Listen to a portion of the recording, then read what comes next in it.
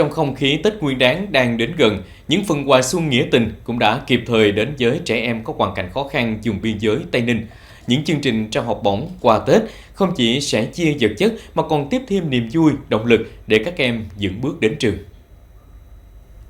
Ngày 17 tháng 1, tại xã biên giới Phước Chỉ, Hội Bảo vệ quyền trẻ em Việt Nam, Cơ quan Thường trực phía Nam phối hợp với Hội Bảo trợ người khuyết tật, người nghèo và Bảo vệ quyền trẻ em tỉnh Tây Ninh tổ chức chương trình trao học bổng và quà Tết 2026 cho trẻ em có hoàn cảnh khó khăn. Ban tổ chức đã trao 150 suất quà Tết, mỗi suất trị giá 650.000 đồng, gồm tiền mặt và các nhu yếu phẩm thiết yếu, đồng thời trao 20 suất học bổng, mỗi suất 1 triệu đồng cho học sinh vượt khó học giỏi tại hai xã Phước Chỉ và An Đinh. Bên cạnh đó, các gian hàng không đồng với quần áo, dụng cụ học tập cùng nhiều trò chơi dân gian đã mang đến không khí vui tươi ấm áp cho các em nhỏ.